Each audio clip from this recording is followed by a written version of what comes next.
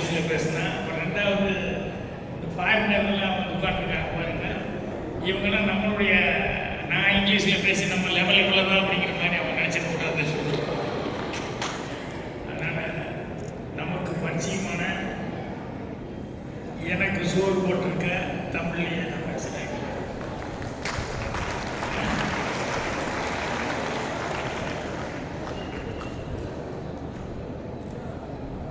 முதல்ல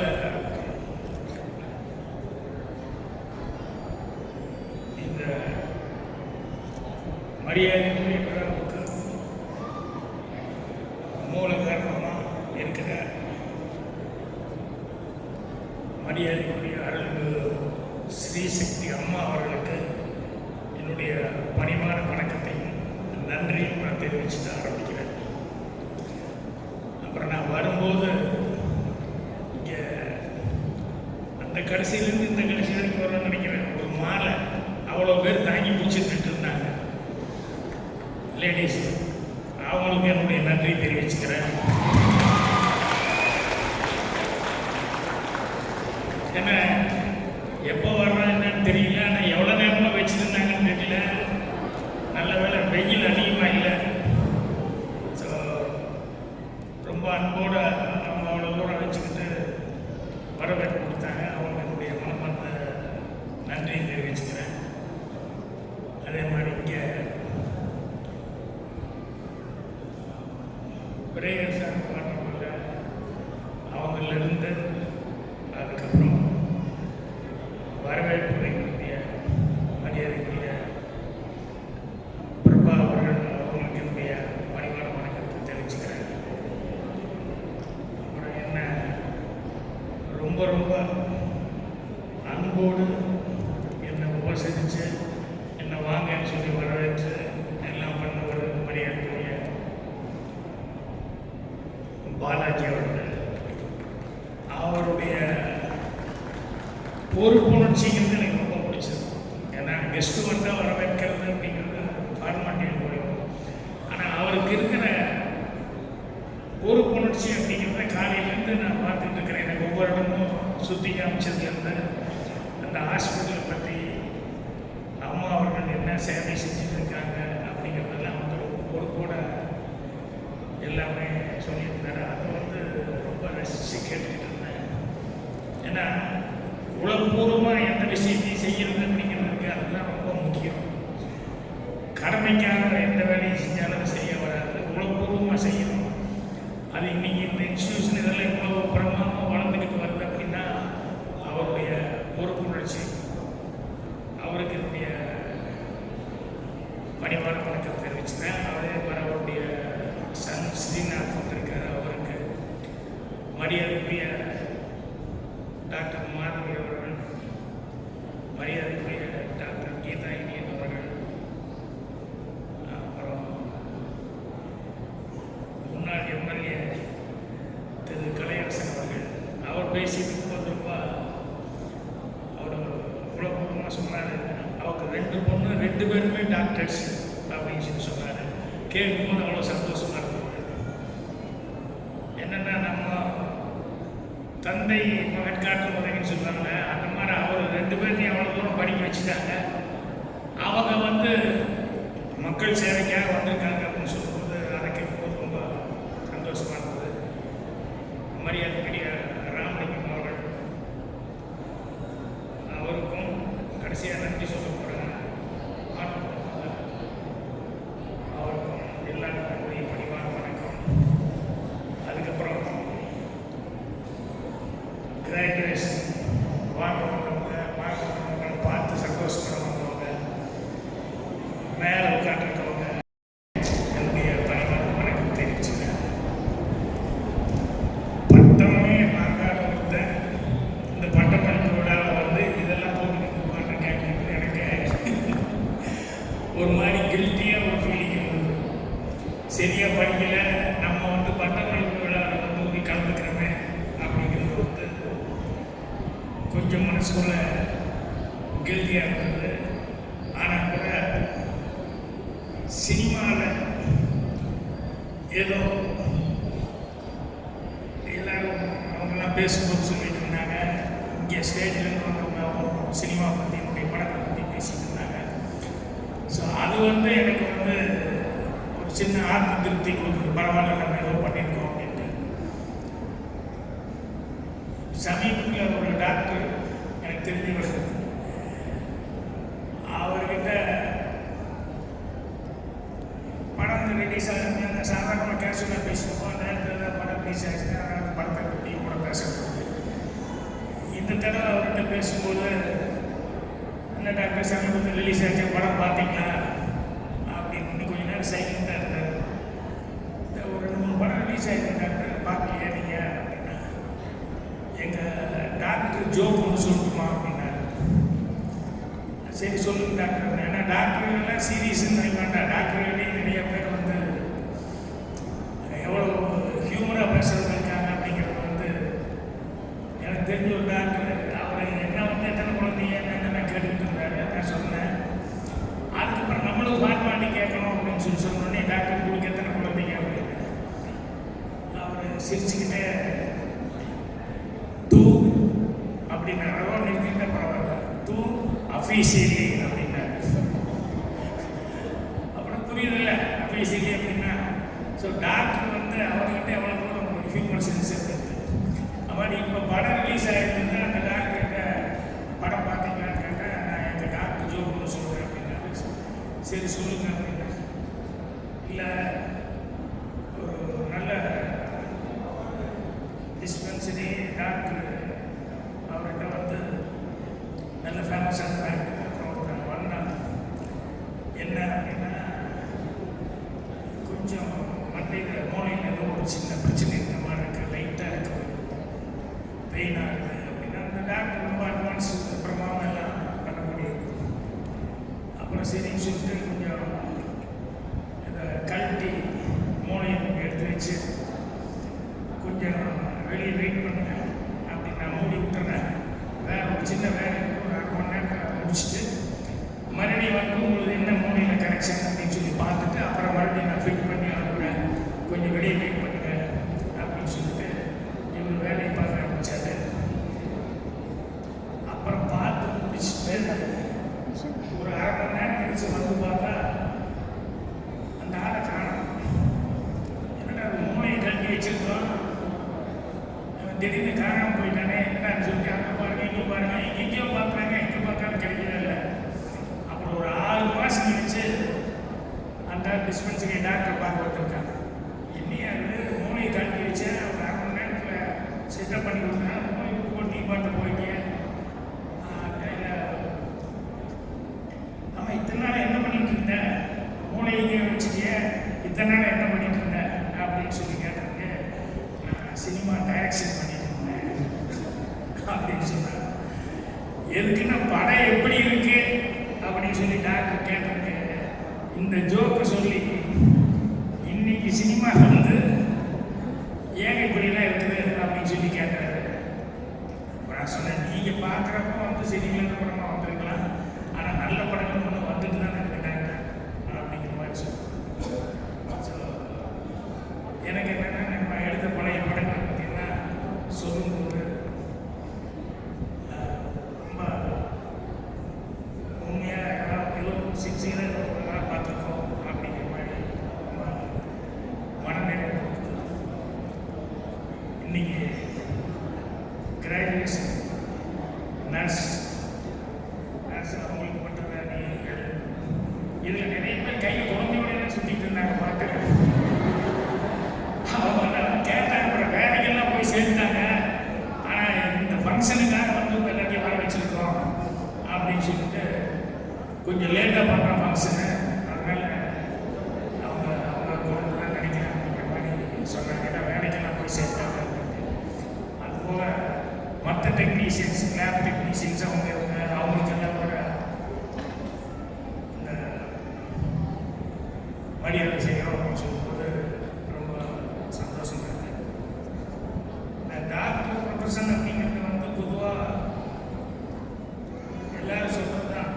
என்னென்னா, இந்த டாக்டர் வந்து கடவுள் மாதிரி அப்படின்னு சொல்லுவாங்க. அது என்னென்னா, ஜென்ரலாக வந்து உயிரை காப்பாற்றி ஓட்டுறாங்க, அதனால் கடவுள் மாதிரி அப்படிங்கிற மாதிரி சொல்லுவாங்க. நான் இன்னொரு ஆங்கிளில் பார்ப்பேன். யாராவது நம்மகிட்ட ஏதாவது ஒரு வேலைக்கு வர்றாங்க அப்படின்னா ஒரு 5 நிமிஷம் வெயிட் பண்ணுங்க அப்படின்னு சொல்லிட்டு நம்ம அந்த வேலையை முடிச்சுட்டு அதுக்கப்புறமா சரி அப்படின்னு சொல்லிட்டு இந்த டாக்டர் இருக்காங்க பாருங்க, வேலையெல்லாம் முடிஞ்சு சாப்பிட்டு பெட்ரூம்குள்ள நுழைஞ்சு வயசுகிட்ட ஆசையாக ஒரு 2 வார்த்தை பேசுகிறாங்க, அப்படியே கை வைப்பார் பாருங்க. ஒரு ஃபோன் சவுண்டு வரும், எடுத்தா ஃபோனில் ஐயோ அம்மா அப்படின்னு சத்தம். டாக்டர் வலி தாக்க முடியல அப்படின்னா ஒரு 5 நிமிஷம் வெயிட் பண்ணுங்கன்னு சொல்ல முடியுமா டாக்டர்? இதான் வந்துடுறேன் அப்படின்னு சொல்லிட்டு தான் அட்டன் பண்ணுவாங்க. எனக்கு தெரிஞ்ச நிறைய டாக்டர்கள் அவங்க சினிமா ரிவ்யூக்காக நான் கூப்பிட்டுருப்போம், அவ்வளோ என்ஜாய் பண்ணி படம் பார்த்துட்டு இருப்பாங்க. திடீர்னு ஃபோன் வரும், எடுத்து பேசுவாங்க. அப்போ ரொம்ப சாரிங்க ஒரு பேசுறது கொஞ்சம் ப்ராப்ளம், அதான் நான் புறப்படுறேன் அப்படின்ட்டு. இப்படி நிறைய டாக்டர்ஸ் என்னுடைய படங்களுக்கு வரவங்க பூராமே வந்து ரிவ்யூவில் வந்து அவங்களால அதை கூட வந்து முழுசாக வந்து அவங்களால எந்த படமே அது சில பேருக்கு தான் ரொம்ப நேரம் அந்த ஃபோன் வராமல் இருக்கும். அவங்க கடைசி வரைக்கும் போய் படம் பார்த்துட்டு இது பண்ணுவாங்க. மற்றபடி எல்லாமே வந்து அப்பப்போ ஃபோன் வந்ததுன்னா வேறு வழியே எல்லாமே புறப்பட்டு போயிடுவாங்க. ஸோ அந்த மாதிரி இந்த டாக்டர் ப்ரொஃபஷன் அப்படிங்கிறது வந்து அதுக்கு இருக்கிற அந்த பொறுமை, மருத்துவ தொழில் சம்மந்தப்பட்டவங்க எல்லாம் இப்போ நர்ஸு எல்லாம் பண்ணுறாங்க. அந்த நர்ஸஸ் பற்றி நிறைய விஷயங்கள் இப்போ கூட சமீபத்தில் சிஎம் கிட்ட போன வருஷம் நினைக்கிறேன்,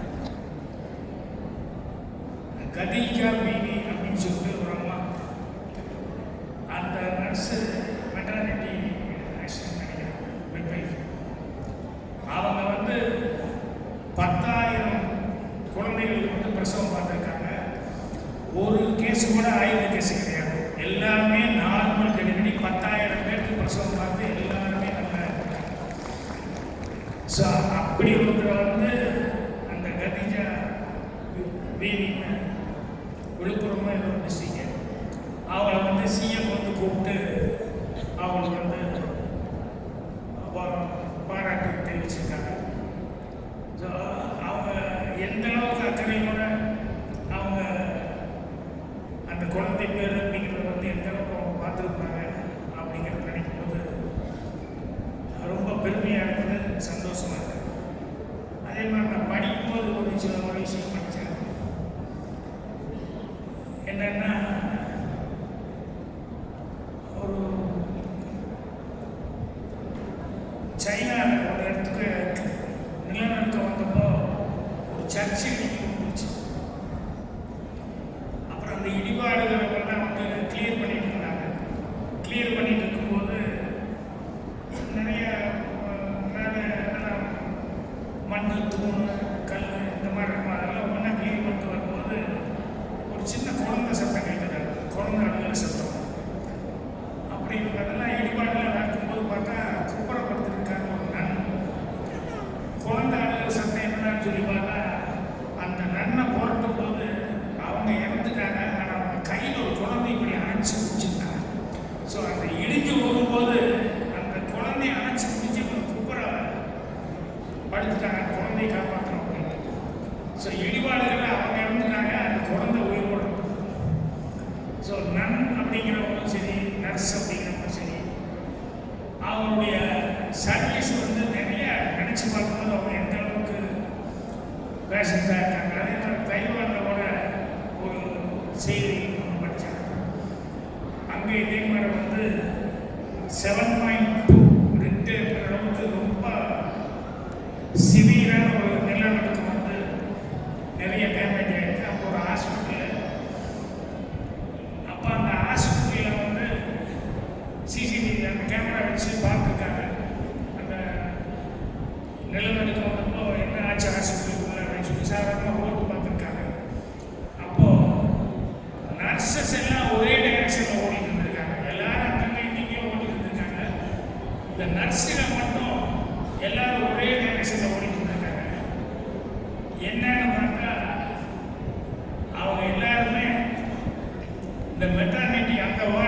பிரசவ வாடி குழந்தைகள்லாம் பிறந்திருக்கேன். அதுக்குள்ளே தான் எல்லாருமே ஓடி இருக்காங்க. என்னன்னா நம்மளை விட அந்த குழந்தைகளை எப்படியாவது எவ்வளோ பேர்த்து காப்பாற்ற முடியுமோ காப்பாற்றிக்குவோம் அப்படின்னு சொல்லிட்டு. ஸோ அந்த எல்லாரும் நர்ஸை எல்லாருக்குமே அந்த மைண்ட் இருந்தது அப்படின்னு சொல்லும்போது, ஏன் அவங்க செவிலி தாய் அப்படின்னு சொல்லி சொல்கிறோம் அப்படின்னா, அதுதான் செவிலி தாய்ன்னு சொல்லி தாய் இருக்கக்கூடிய அந்த இது அவங்க கல்யாணம் ஆகுது ஆகலைன்றது. அதே மாதிரி இன்னொரு இன்சிடென்ட் கூட நர்ஸை பற்றி சொல்லுவாங்க. என்னென்னா இந்த பேர்ட்ஸ் நார்மல்னு சொல்லி வேர்ல்டு வரப்போ வந்து அதை ஜப்பானீஸ் அட்டாக் பண்ண போகும்போது வழியில் ஒரு நாடு அந்த நாட்டு மக்களை வந்து அங்கிருந்து நிறைய நர்ஸை ஒரு 70 பேர்த்த வந்து அந்த நாட்டையும் முடிச்சுட்டு அங்கிருந்து ஒரு 70 நர்ஸை கடத்தி கொண்டு போயிட்டாங்க. கொண்டு போயிட்டு வார் ஃப்ரண்ட்டில் வந்து அந்த ஜப்பானீஸ் அவங்க தான் கடத்தி கொண்டு போனது. அவங்க வேறு நாட்டுக்காரங்க அந்த நர்ஸு. ஆனால் அவங்க ஜப்பானீஸ் அந்த சோல்ஜர்ஸ் எல்லாம் அடிபடும் போது அவங்களுக்கு ட்ரீட்மெண்ட் பண்ணுறது இந்த நர்ஸஸ் வச்சு தான் ட்ரீட்மெண்ட் பண்ணாங்க. அப்போ இந்த நர்ஸுக்கிட்ட எப்படி உங்கள் நாட்டை வந்து பிடிச்சி ஆக்கிரமம் பண்ணி உங்களையும் வந்து கடத்தி இங்கே வந்திருக்காங்க, நீங்கள் என்ன மனோநிலையில் வந்து இந்த பேஷண்ட்டுங்களுக்கெல்லாம் இந்த ஜப்பானீஸ் அந்த ஆர்மி அடிபட்ட ஆளுகளை எப்படி நீங்கள் ட்ரீட்மெண்ட் பண்ணீங்க அப்படின்னு சொல்லி கேட்கும்போது அந்த நர்ஸுங்க சொன்ன வார்த்தை ரொம்ப மனசு தொடர்பான வார்த்தை. எங்களை பொறுத்த வரைக்கும் ஜப்பான்காரங்கிறது இல்லை, எங்களை பொறுத்த வரைக்கும் மனிதர்கள். ஸோ அடிபட்ட மனிதர்களை தான் நான் வந்து மனிதர்களாக தான் நாங்கள் பார்க்குறோம் ஒழிய அவன் எந்த நாடு என்னங்கிறத பார்க்கல. ஸோ நர்ஸ் அப்படின்னு சொல்லி சொன்னாலே அந்த அளவுக்கு வந்து அவங்க யார் என்னங்கிறத பார்க்காம சர்வீஸ் பண்ணணும் அப்படிங்கிறது ஒன்று மட்டும்தான் அவங்களுடைய மைண்டில் இருக்குது அப்படின்னு சொல்லும்போது அவங்களுக்கு தான் சொல்லுவேன். டாக்டர்களை கையெழுத்து போடுறோம்னு சொல்லிட்டோம்னா அது கூட இன்னொன்று சொல்லுவாங்க. என்னென்னா நம்ம பாடி ஹாஸ்பிட்டல் அப்படின்னு சொல்லி எடுத்துக்கிட்டா மூளை வந்து டாக்டர்ஸ், இதயம் தான் நர்ஸ் அப்படின்னு சொல்லி சொல்லுவாங்க. என்னன்னா மூளை வந்து பிரெயின் டெட்டுன்னு அப்படி ஆகிட்ட கூட இதயம் துடிச்சுக்கிட்டே இருக்கும். இதயம் ஸ்டாப் ஆகிடுச்சுன்னு நீங்கள் மூளைக்கே வேலை இல்லை. ஸோ அதை சொல்லும்போது கூட என்ன சொல்கிறேன்னா நர்ஸஸை வந்து அவ்வளோ தூரம் பாராட்டி வந்து சொல்லிட்டு இருக்காங்க. ஏமா நர்ஸ் அப்படின்னு சொல்லும்போது will always give hope an angel with stethoscope அப்படின்னு சொல்லி அவங்கள பற்றி அந்த மாதிரி சொல்லுவாங்க. இப்படி எனக்கு இவ்வளவு சொல்லிட்டு இருக்கிறது காரணம் என்ன அப்படின்னா, நான் பர்சனலாகவும் ஒன்று சொல்கிறேன். எங்கள் மகள் வந்து ஒரு மிட்வைஃப். எங்கள் அம்மா அவங்க ஈரோடு கோசஸ் ஹாஸ்பிட்டலில் அவங்களுக்கு படிக்கிறதுக்கு பெரிய வசதி இல்லை. ஆனால் 8th ஸ்டாண்டர்ட் வரைக்கும் எப்படியோ படித்தாங்க. அந்த காலத்தில் 8ஆம் கிளாஸ் வரைக்கும் படிக்கும்போது இந்த ஃபாரினர் உட்காந்துருக்காங்க. இந்த மாதிரி ஒரு லேடி டாக்டர் லண்டன்காரங்க. அவங்க வந்து எங்கள் அம்மா மார்க்ஸ் எல்லாம் பார்த்துட்டு, ஐயோ இவ்வளோலாம் படிக்கிறேன், நீ இதுக்கு மேலே படிக்க முடியலையா அப்படின்னு சொல்லி கேட்டுட்டு அவங்க தான் அந்த மிட்வைஃப் அந்த கோர்ஸுக்கு வந்து அவங்க தான் சேர்த்து விட்டாங்க. அப்புறம் எங்கள் அம்மா மிட்வைஃப் ஆகி இப்போ நான் சொல்கிறது 60 வருஷம் முன்னாடிலாம் 65-70 வருஷத்துக்கு முன்னாடிலாம் வந்து அப்போ 10-15 வில்லேஜுக்கு ஒரு மிட்வைஃப். அங்கே மிட்வைஃப்லாம் சொல்ல மாட்டாங்க, டாக்டர்மா தான் சொல்லுவாங்க. நாங்கள் போனால் கூட டாக்டர்மா பசங்க வந்துட்டாங்க, ஆனால் லீவில் எப்போ போகும் அப்படி சொல்லுவாங்க. ஸோ அதனால் அந்த பேஷண்ட்டுகள் வரும்போது நர்சஸ் வந்து எந்த அளவுக்கு வந்து அவங்க வந்து அக்கறை எடுத்துக்கிறாங்க அப்படின்னு சொல்லும்போது அந்த பொதுவாகவே மருத்துவத்துறை மேலேயே நமக்கு ஒரு தனி மரியாதை வருது. அதையே வந்து இன்னொரு விஷயத்தில் வந்து என்ன சொல்லுவாங்கன்னா,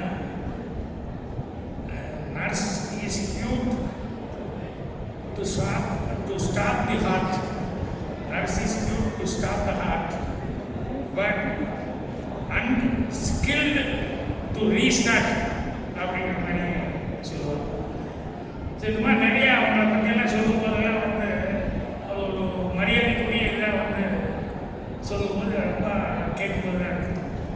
ஸோ அவங்க வந்து இன்றைக்கி எல்லாரும் பட்டமளிப்பு விழாவில் வந்து இங்கே இந்த நம்ம அம்மா அவர்களுடைய அந்த நாராயணி இந்த இதில் வந்து இவங்க சர்வீஸ் பண்ணுறாங்க அப்படின்னு சொல்லும்போது இங்கே தான் படிச்சுட்டு போனாங்க அப்படிங்கும்போது அவர் காலையில் சொன்னார், எத்தனை பேர் இங்கிருந்து வெளியே டயாலிசிஸ் வர்றாங்கன்னு சொல்லிட்டு ஹாஸ்பிட்டல் கொண்டு போய் காமிச்சாங்க. அவ்வளோ பேர் வர்றாங்க. என்னென்னா வெளியே வருவோம்னா எவ்வளவோ ஆயிரக்கணக்காக இது ரொம்ப கம்மியான ஒரு இதில் வந்து செய்கிறாங்க. சில பேருக்கு ஃப்ரீயாகவும் செய்கிறாங்க. ஸோ இந்த மாதிரி சர்வீஸ் அப்படிங்கிறது வந்து அதுதான் மென்டாலிட்டி. அந்த மென்டாலிட்டி எல்லாருக்கும் வந்துப்பா. நம்ம எப்போ பிறந்தோம்னு எல்லாருக்கும் தெரியும்.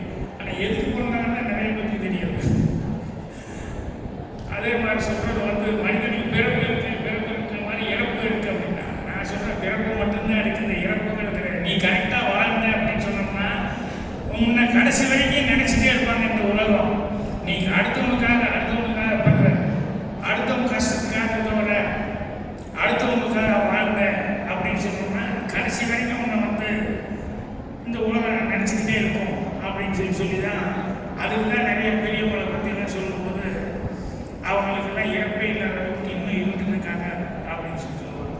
ஸோ இங்கே அம்மா அவர்கள் வந்து சாதாரணமாக ஒரு சின்ன இதாக வந்து ஆரம்பிச்சது வந்து இன்றைக்கி இவ்வளோ பெரிய ஹாஸ்பிட்டலாக டெவலப் பண்ணியிருக்காங்க. அவளை கூட ஃப்ரீயாக நிறைய பேருக்கு வந்து சர்வீஸ் பண்ணுறாங்க.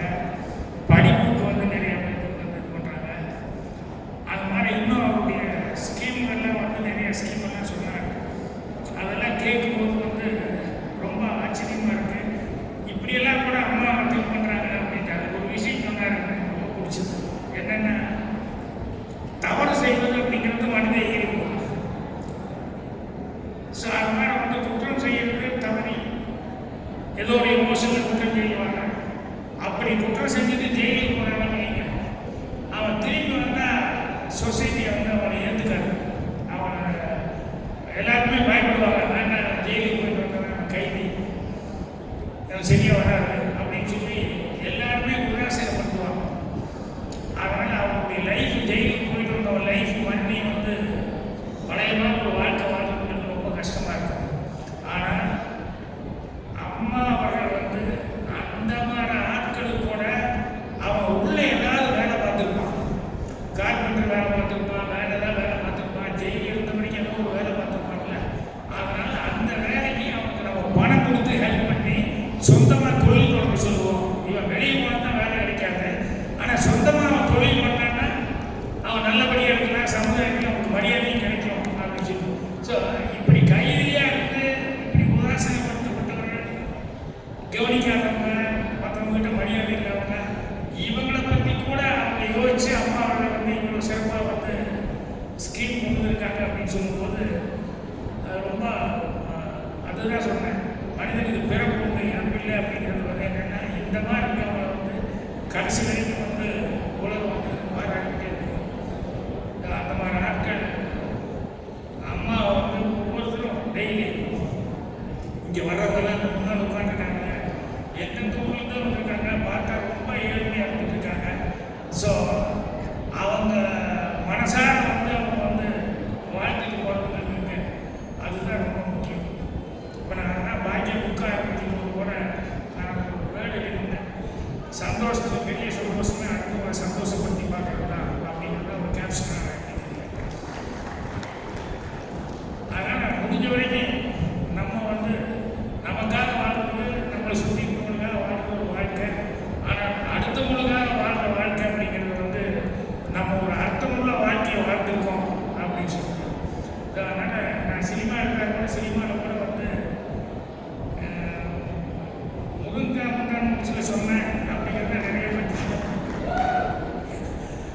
ஆனால் அதில் வந்து இந்த மூத்துக்குடி பையன் அப்படின்னா இறையபடி வந்தால் அவங்க எப்படி ட்ரீட் பண்ணுவாங்க, அதை எப்படி பார்ப்பாங்க அப்படிங்கிறது இருக்கு.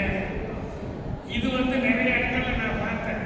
கண்ணுக்கு முன்னாடியே நான் பார்த்து எனக்கு தெரிஞ்சு அவரும் ஒரு டாக்டர். இப்போ டாக்டர்னா டாக்டர் சம்மந்தப்பட்டதான் மைண்டில் வந்துருக்கு. அவருக்கு ஃபர்ஸ்ட் ஒய்ஃபில் இறந்துட்டாங்க. ஆனால் குழந்தை இருந்தது. ரெண்டாவது வீட்டில் எல்லாரும் சேர்ந்து ப்ரெஷர் போட்டு அவர் கல்யாணம் பண்ணி வச்சாங்க. கெஸ்ட்டாக எங்கள் அம்மா அவங்க போயிருக்காங்க, நானும் கூட போயிருக்கேன். குழந்தை ஓடிட்டே இருந்தான் அந்த வீட்டுக்குள்ள. அந்த அம்மாவும் பின்னாடியே ஓடி ஓடி அவங்க கொடுத்துட்டு போகிறான். அது வந்து ரொம்ப அக்கறை எடுத்துகிட்டு போயிட்டு சரி அந்த குழந்தை அந்த அம்மாவோட குழந்தை போலக்கு அப்படின்னு நான் நினச்சிட்டேன். அப்புறம் பெரியவங்க பேசும்போது கொஞ்சம் வெளியே போய் விளையாட்டுறது அப்படின்னு பெரியவங்க எல்லாம் பேசும்போது சின்ன குழந்தைங்க வச்சு பேச வேண்டாம், நீ வெளியே போய் விளையாட்டுறதுனா அப்படி இருந்தால் நம்ம தூக்குறோன்னு இருக்குமே, என்ன இது நம்மளை வெளியே வச்சுட்டு பேசுகிறாங்க என்னது அப்படின்னு சொல்லிட்டு. அதுக்கப்புறம் பார்த்தா அந்த ரெண்டாவது கல்யாணம் பண்ண அந்த அம்மாவோட வந்து அந்த டாக்டர் கரெக்டான ஒரு தாம்பத்தியத்தில் இல்லை. ஸோ கல்யாணம் ஆகி 1 வருஷம் 2 வருஷம் ஆச்சு, இன்னும் விஷயம் இல்லை அப்படின்னு சொல்லும்போது எங்கள் அம்மா இன்னும் மற்றவங்கெல்லாம் சேர்ந்து அந்த டாக்டரை வந்து கன்வின்ஸ் பண்ணிருக்காங்க. சரிப்பா அவங்க குழந்தை மேலே இவ்வளோ அக்கறை எடுக்கிறாங்க, ஸோ உன்னை நம்பி கலந்து நிட்டாங்க, அவங்களுக்கும் ஒரு குழந்தை இருந்தால் நல்லா இருக்குங்க, நீ வந்து கொஞ்சம் இதாக நடந்துக்க வேண்டாமா அப்படிங்கிற மாதிரி சொல்லி அந்த டாக்டருக்கு வந்து அவங்கெல்லாம் வந்து எங்கள் அம்மாவிலேருந்து இன்னும் சில பெரியவங்க ஒரு 4 பேர்லாம் உட்காந்துக்கிட்டு அவருக்கு படித்த ஒரு டாக்டர் இருந்தாலும் அவருக்கு என்ன மென்டலாக ஒரு பையன்னா முந்தான முடிச்சு கேட்க மாட்டாங்க. ஸோ எனக்கு இன்ஸ்பயர் ஆகவே வந்து அந்த குன்னூரில் ஒரு டாக்டர் வீட்டில் நடந்த அந்த இன்சிடென்ட் அதை பார்த்துட்டு தான் முந்தான முடிச்சு எனக்கு இன்ஸ்பயர் ஆச்சு. அது மாதிரி நிறைய பேர் அந்த நாட்டில் படம் எடுக்கான்னு சொல்லிட்டு இருந்தாங்க, பேசும்போது சொன்னாங்க. அந்த நாட்டில் வந்து சந்திரபாபு வந்து அவ்வளோ பீக் பீரியட் இருக்காரு, எவ்வளவோ லட்சங்கள் வந்து சம்பாதிச்சிருக்காரு. சந்திரபாபுன்னு சொன்னோம்னா எங்கே போனாலுமே அவருக்கு அப்படி ஒரு மரியாதை. அந்த மாதிரி நேரத்தில் கல்யாணம் பண்ணி ஒய்ஃபோட ட்ரெயினில் வரும்போது ஒய்ஃப் அழுதுருக்கா. என்னன்னு சொல்லி கேட்டால், இல்லை நான் வேற ஒருத்தர் லவ் பண்ணிருந்தேன், எங்கள் வீட்டில் போட்டு ப்ரெஷர் போட்டு எங்கள் வீட்டில் ஒரு கல்யாணம் பண்ணி வச்சுட்டாங்க. சந்திரபாபுக்கு ஷாக்கு. ஏன்னா சந்திரபாபு இவ்வளோ சம்பாதிக்கிறேன், இவ்வளோ லைன் லைட்டில் இவ்வளோ இருக்கிறேன், ஆனால் இப்படி வந்து ஒரு பொண்ணு அழுகுது அப்படின்னு சொன்னேன். அப்போ அந்த பொண்ணுக்கிட்ட வந்து கேட்டிருக்காரு, ஏமா அப்போ நான் அவர் எங்கே இருக்காருன்னா ஒரு ஃபாரின் இருக்காரு, அப்போது நான் அனுப்பிச்சி வச்சா அவர் கூட சேர்த்து குடித்தனம் பண்ணுவாரா, உன்னை ஒத்துக்குவாரா, ஏற்றுக்குவாரா, நான் கல்யாணம் பண்ணிச்சு அப்படின்னா இல்லை என்னை ஏற்றுக்குவாரு அப்படின்னு சொல்லி அப்புறம் ஃபோன் நம்பர் இருக்கான்னு சொல்லி கேட்டு அதுக்கப்புறம் சந்திரபாபு அந்த ஃபோன் நம்பர் வாங்கி அவரோட ஹஸ்பண்ட்கிட்ட பேசி அப்புறம் ஒய்ஃப் அனுப்பிச்சி வச்சாங்க அப்படின்னு சொல்லுவாங்க. சாதாரணமாக அவங்க வெளியே பார்த்து நாடகக்காரங்களாம் பேசும்போது சந்திரபாபு லைஃப்பில் 2 ட்ராஜடி. ஒன்று மாடி விட்டு ஏழைன்னு ஒரு படம் எடுத்தாரு, அது கம்ப்ளீட் பண்ண முடியாமல் போயிடுச்சு, அது ஒரு ட்ராஜடி. அடுத்தது இப்படி கல்யாணம் பண்ணிட்டு வந்தோடனே ஒய்ஃபை வந்து இப்படி அவங்க வேற ஒரு லவ் பண்ணுறாங்கன்னு அனுப்பிச்சி வச்சாங்க. அப்போ அந்த சந்திரபாபு விசேஷம் நினைக்கும் போது எனக்கு எவ்வளோ பெருந்தன்மையாக இருந்தா, எவ்வளோ தூரம் இப்படி வந்து கல்யாணம் பண்ணிட்டு ஒய்ஃப் வந்து இப்படி அனுப்பிச்சி வைப்பார் அப்படின்னு சொல்லும்போது இது எனக்கு இம்ப்ரெசிவான மாதிரி, எனக்கு பிடித்தமான, ஜனங்களுக்கு இது கண்டிப்பாக பிடிக்கும். அவங்க ஏதோ தமாஷா பேசிட்டு இருக்கிற மாதிரி பேசிட்டு இருந்தாங்க, அதில் எவ்வளோ டெப்த் இருக்குது அப்படிங்கிறது என்னால் ஃபீல் பண்ண முடியுது. அதனால தான் அந்த நாட்கள்னு சொல்லிட்டு அந்த கதையை வந்து நான் எடுத்தேன். ஸோ அது வந்து நான் நினச்ச மாதிரியே எனக்கு பிடிக்க மட்டும் இல்லை, ஜனங்களுக்கு இங்கே பிடிச்சது. அதே மாதிரி தெலுங்கில் எடுத்தாங்க, தெலுங்கில் வந்து அந்த டேஸ் படம் ஓடிச்சு, அது எல்லா லாங்குவேஜில் எடுத்தாங்க. கன்னடத்தில் எடுத்தாங்க அந்த டேஸ் போச்சு. ஹிந்தியில் மட்டும் ஒரு தடவை இல்லை 2 தடவை எடுத்தாங்க. 2 தடவையும் பெரிய சக்ஸஸ் அந்த படம். அனில் கபூர் வச்சு ஒரு தடவை எடுத்தாங்க, அப்புறம் இன்னொரு ஆர்டிஸ்ட் வச்சு 2வது தடவை வந்து எடுத்தாங்க. அதுவும் வந்து அவார்டெல்லாம் வாங்கிச்சு. அதனால் வந்து என்னென்னா லைஃப்பில் வந்து நம்ம என்ன செய்கிறோம் அப்படிங்கிறது ரொம்ப முக்கியம். எவ்வளோ நாள் வாழ்ந்தான்னு சொல்லுவாங்க, என்ன செய்கிறாங்க, என்ன யாருக்கு உதவியாக எப்படி இருந்தாங்க அப்படிங்கிறது தான் ரொம்ப முக்கியம். ஸோ அதனால தான் போலீஸ் தலைவர்கள்லாம் வந்து படங்களில் பாட்டு போடும்போது அந்த பாட்டில் கருத்துக்களாக சொல்லிட்டு இருந்தாங்க. இப்போ இவங்க கூட வந்து நல்ல நல்ல மெசேஜஸ், அதாவது எனக்கு ரொம்ப பிடித்தது நான் சொன்னேன், எனக்கு படிப்பு வந்து வரல, ஏன்னா படிக்கிற நேரத்தில் நான் வேறு மாதிரி கான்சன்ட்ரேஷன். ஏன்னா கிளாஸில் இப்படின்னா பொண்ணுங்கள்லாம் இப்படி உட்காந்துருப்பாங்க, பசங்கள்லாம் இப்படி உட்காந்துருப்பாங்க, வாத்தியார் சங்கராக உட்காந்துருப்பாங்க. நான்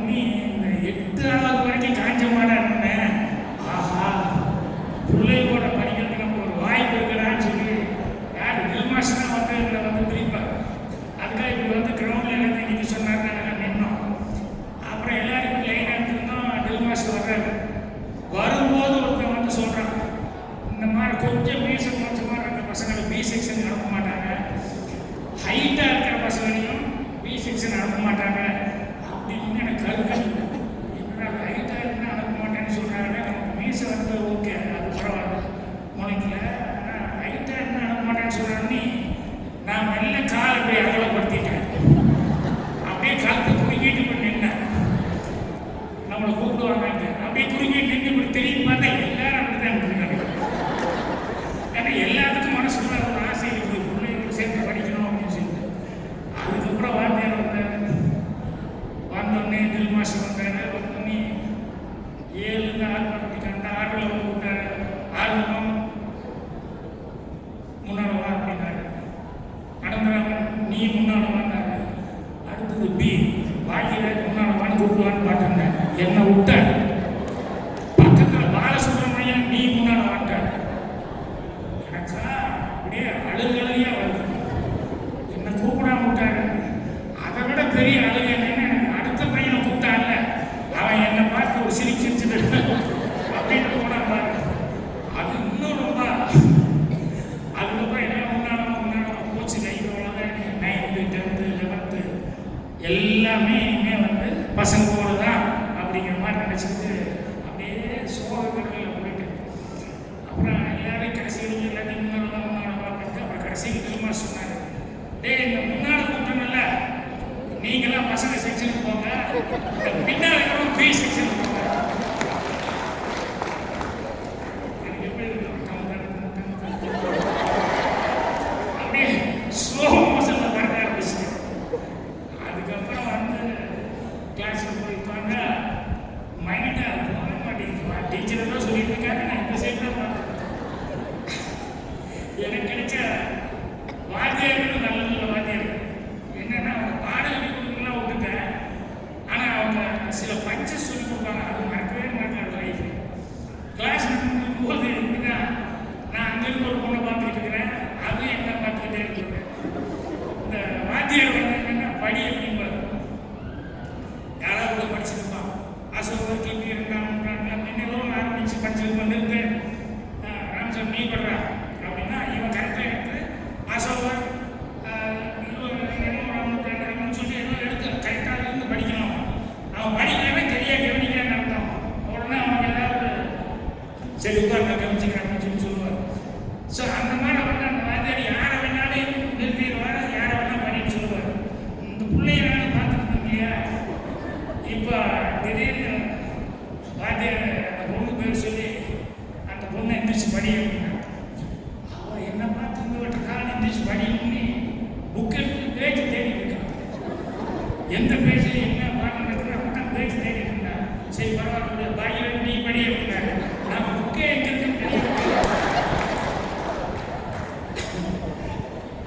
அந்த மாதிரி அவங்க அவ்வளோ தூரம் வந்து அது ஒரு அட்ராக்ஷன் அந்த ஏஜில் அந்த பொண்ணுங்க அப்படின்னு சொல்லி சொன்னேன். என்னென்னா இந்த பொண்ணுகிட்ட பேசக்கூடாது, பொண்ணுகிட்ட இது பண்ணக்கூடாது, என்ன பொண்ணுகிட்ட என்னென்னா இப்படியே சொல்லி சொல்லி என்னதான் இருக்குது இந்த பொண்ணுகிட்ட, ஏன் எதுக்கு பேசக்கூடாதுன்னு சொல்கிறாங்க. இப்படியே மைண்ட் பூரா அதில் போய் அப்புறம் படிக்கும்போது என்னன்னா இந்த பொண்ணுங்களுக்காகவே அந்த 10 ரேங்க் 12 ரேங்க்குள்ளே ஏதாவது ஒரு ரேங்க் வந்துடுவோம் அப்படின்னு அதுக்காகவே கஷ்டப்பட்டு படித்தேன். அதுக்கப்புறம் வந்து மைண்டில் சரியாக வந்து எனக்கு படிப்பு சரியாக வரல. அப்புறம் சினிமா தான் நமக்கு சரியாக வரும் அப்படின்னு சொல்லி சொல்லும்போது இந்த ஸ்கூலில் படித்தது வாத்தியார்கள் சொல்லி கொடுத்தது இதெல்லாம் இருக்கு. இந்த மாதிரி விஷயங்கள் எல்லாம் வந்து சொல்லுவாங்க, நீங்கள் ட்ரீட்மெண்ட் ரொம்ப பிரமாதமாக பண்ணீங்க, திரைக்கதை எப்படி பண்ணுறீங்க எப்படி பண்ணீங்கன்னா இதெல்லாம் வாத்தியார்கள் தான் ஃபவுண்டேஷனுக்கு சொல்லி கொடுக்குறோம் வாத்தியார்கள். ஸோ அவங்க பாடம் சொல்லி கொடுக்க விட அவங்க பாடம் சொல்லி கொடுக்குற மெத்தேடு அதுக்கு கூட வந்து என்னென்னலாம் வந்து பாடம் நடத்துறது பண்ணுறாங்க இதெல்லாம் வந்து எனக்கு ஸ்ட்ராங் ஃபவுண்டேஷன் இருந்தது. இன்னைக்கு சினிமாவில் வந்து நான் நிற்கிறதுக்கு காரணமும் அந்த டீச்சர்ஸ் மெயின் முக்கியமான காரணம். அதனால தான் எங்கே போனாலும் நான் டீச்சர்ஸுக்கு வந்து முதல் மரியாதை கொடுத்து அவங்ககிட்ட இது பண்ணுவேன். அதே மாதிரி இந்த நீங்கள் என்ன பண்ணி கிராஜுவேஷன் அப்படின்னு சொல்லும்போது உங்களுக்கு டீச்சர் சொல்லி கொடுத்துருப்பாங்க இல்லையா கிராஜுவேஷன் வரைக்கும். அதனால் லைஃப்பில் நீங்களும் வந்து கடைசி வரைக்கும் அந்த டீச்சர்ஸ் அப்படின்னு சொல்லி சொன்னோம்னா அந்த மரியாதை அப்படிங்கிறது வந்து கடைசி வரைக்கும் கொடுத்துக்கிட்டு இருக்கலாம். இன்றைக்கி நான் வந்து அமெரிக்காவில் ஓக்லஹோமா சிட்டி அங்கே அங்கே இருக்க எனக்கு சண்முகமணின்னு நான் படத்தில் பேர் வச்சுருக்கேன். ஒரு பையனுக்கு சண்முகமணி அது ஒரிஜினல் என் வாத்தியார். ஸோ அந்த வாத்தியார் ஃபேமிலி வந்து இன்றைக்கும் வந்து அங்கேருந்து எனக்கு ஏதாவது ஒரு கல்யாண நாள் இந்த நாள் பேசுவார். நானும் பர்த்டே அதுக்கு நான் விஷ் பண்ணுவேன். அவர் எப்போ வந்தாலும் இங்கே வந்து ஃபேமிலியோடு வந்து என்னை பார்த்து போவார். நான் அமெரிக்கா போனப்போ 2 தடவை போய் ஃபேமிலியோடு போய் அவரை போய் பார்த்துட்டு வந்தேன். ஸோ அந்த குரு சிஷியன் வாத்தியார் சொல்லி கொடுத்தது அப்படிங்கிறதெல்லாம் வந்து என்னென்னைக்கு நமக்கு மனசில் இருக்கணும். அதனால் நீங்கள் இந்த கிராஜுவேஷன் எல்லாம் முடிச்சுட்டு வந்துருக்கீங்க. உங்களுக்கு சாதாரணமாகவே இந்த நர்ஸ் அப்படின்னு சொன்னேன். அதை பற்றி நிறைய விஷயங்கள் நான் சொன்னேன். அந்த நர்ஸுங்கிறது எப்படி ஒரு தாய்மை கூட பண்ணுறாங்க அப்படின்னு சொல்லிட்டு கண்ணை திறக்கிறது நர்ஸ் தான், கண்ணை கடைசியாக மூடுறதுக்கும் நர்ஸ் தான் அப்படின்னு சொல்லி கூட விளையாட்டாக சொல்லுவாங்க.